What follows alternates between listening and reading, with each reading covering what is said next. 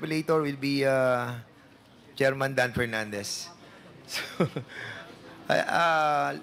last na po to. So this will be the last. I think this will be the last, if I'm not mistaken, no?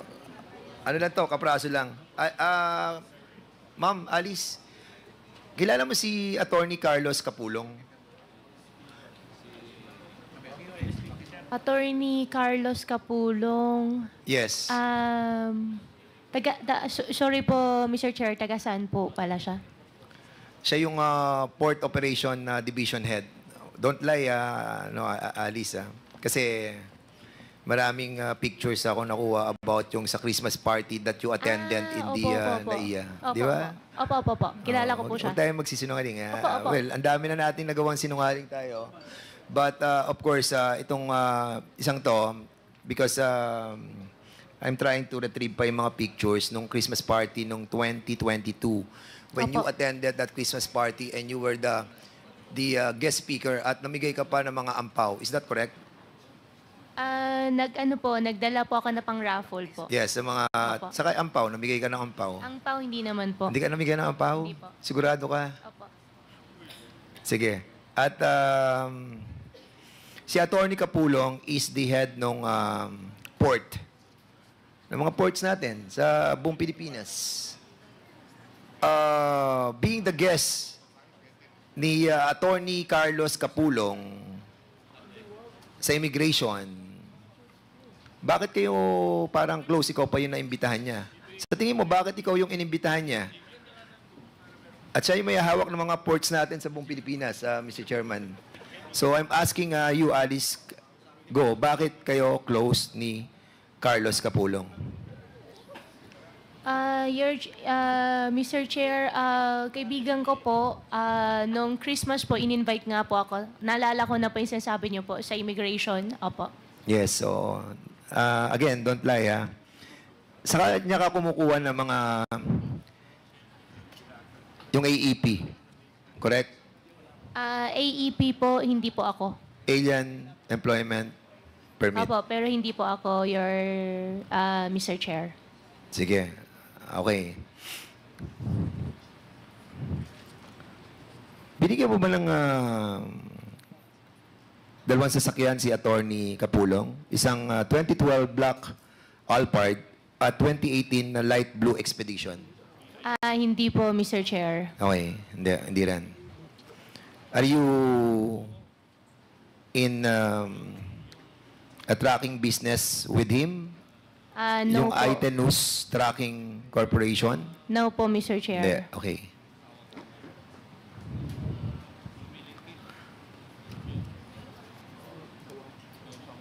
Attorney Ungkad. Andito ka ba, Attorney Ungkad? Attorney, do you remember, taga-immigration ka, di ba? Yes, sir. You remember that time that Alice Go was the guest speaker in the Christmas party on December 2022? No, Your Honor. I'm assigned at the head office. But you heard about it? No, Your Honor. I just heard it just now. Okay. Can you kindly tell us about yung mga passes that was issued and requested by somebody inside the immigration, especially Attorney Carlos Capulong? Issuance of passes in the NAIA Terminal 3 for Miss Alice Guo. I am not aware of those No, passes, what Your I'm Honor. trying to tell you, Yes, sir. I'll ask around. you ask, ano, and Mr. Chairman, maybe better yet, no, that we invite Mr. Carlos Capulong and invite also the legal officer ng immigration, si Arvin Santos, to shed light on this issuance of passes for Miss Alice Go. There must be an issuance. Miss Alice Go, pag lumalabas ka ba ng bansa, tinatawagan mo si Attorney Capulong? Hindi po, Your Honor. Sigurado ka? Sigurado So, po ako. hindi siya yung tumulong sa iyo. Kasi, imagine, no? Siya yung head ng mga port sa ating bansa. And then, ikaw ang, wait, Opo, I'm sorry still po. speaking, ano.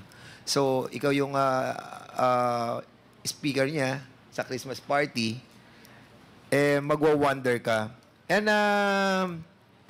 I just wanted to find out as well, you remember yung raid ng NBI saka ng Bureau of Immigration sa Banban Tarlac, wherein yung 322 mga Chinese nationals were apprehended. Di ba kanina pinag-usapan natin yon? And you remember that, ano, no? Opo. And accordingly, Mr. Chairman, according to this report, no, that I have gotten just now, Commissioner Morente, Commissioner Alegre, and Associate Commissioner Toby Javier signed the release of all of these 322 Chinese national after their apprehension. Is this correct? Immigration. Can you kindly check it out? If there was indeed a signature of all these commissioners, yes, pertaining to the release of those 322 nationals that were apprehended by themselves, Bureau of Immigration, and NBI.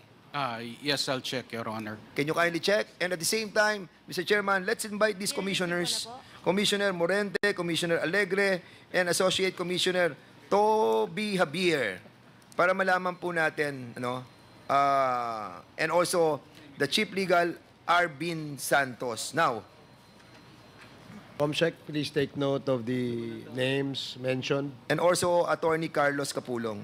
Alice, sino ang lawyer mo? Taga Pampanga ba? Ang mga lawyers mo? Hindi po. Ay, hindi ba, Attorney David, di ba? Taga Attorney- Kapampangan ng mga David eh. Am I correct? Yes.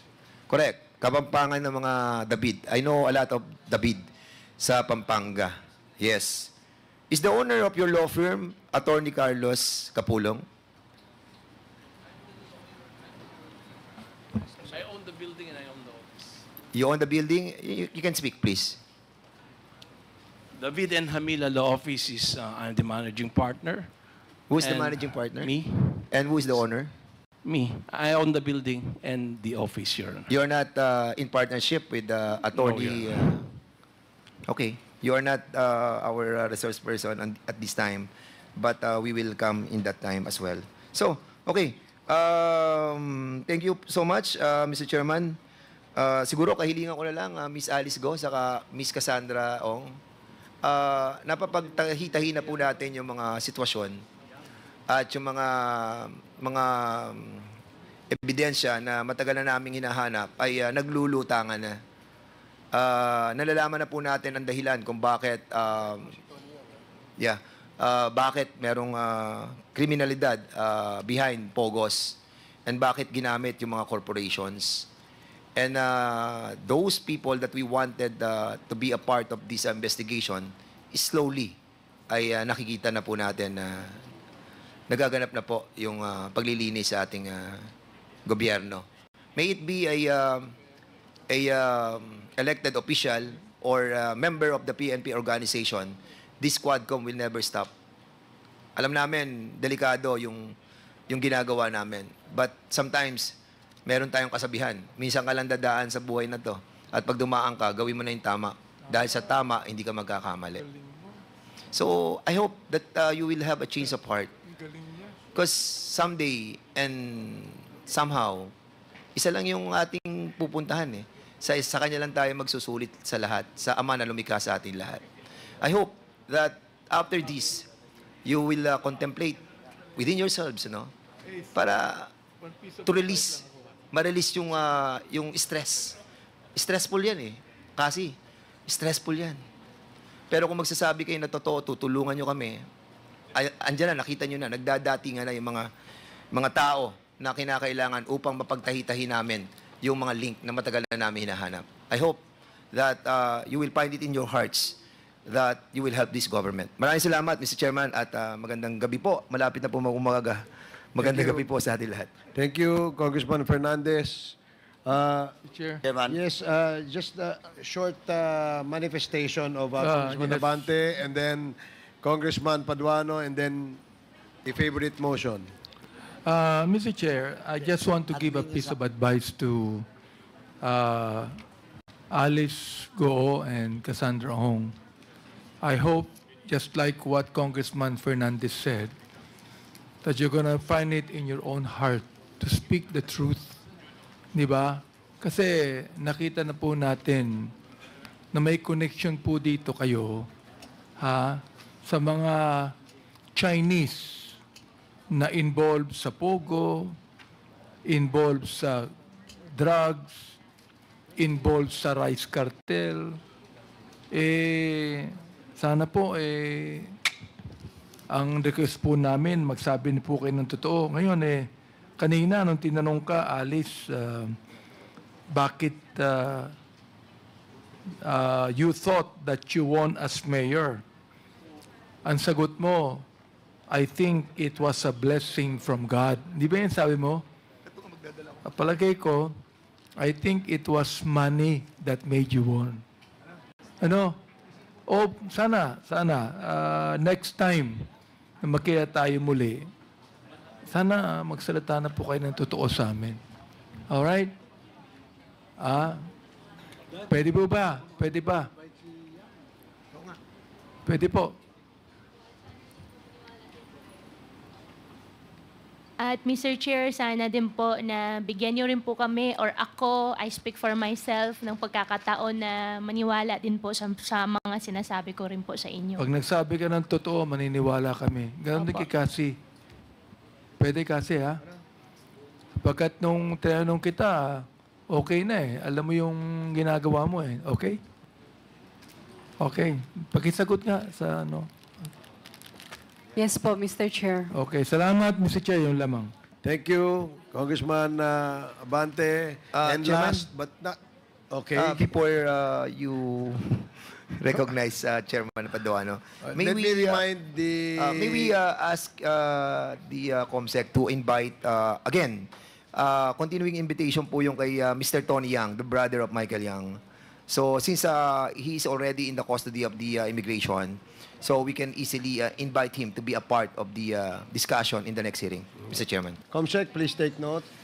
Okay, and finally, Mr. Chairman. okay, Senior Deputy Speaker Gonzales.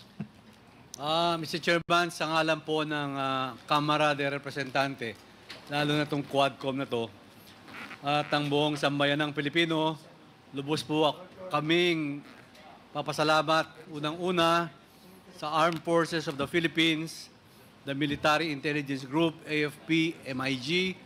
Number 2, sa Intelligence Service Armed Forces of the Philippines, sa ISAF. Number 3, sa Bureau of Immigration. At number 4, sa Presidential Anti-Organized Crime Commission. Para sa matagumpay nilang paghuli kay Jianxing Yang, aka Tony Yang, dahil sa alleged violation o paglabag ng immigration laws. Job well done. Ito po ay isang statement na nagpapakitang hindi titigil ang administrasyon na to sa pagtulong-tulungan hanggat masupil natin at mapanagot ang mga tao sa likod ng mga iligal na gawain ito. Takal pong salamat. May pabingi po kay Katabungan. Thank you, Mr. Chairman. Thank you, Congressman Don Gonzales. And finally, Congressman Paduano. Last one, admin matters, Mr. Chairman. Since Myla Roque has been invited in the previous hearing and the documents being requested or ordered to Mr. Harry Roque with regards to the medical certificate of Ms. Myla Roque was submitted in this committee, Mr. Chairman. I so move that we issue a show cause order for Ms. Myla Roque. So move, Mr. Chairman. There is a motion to issue a show cause order to Ms. Myla Roque, duly seconded. Hearing no objection, the motion is approved.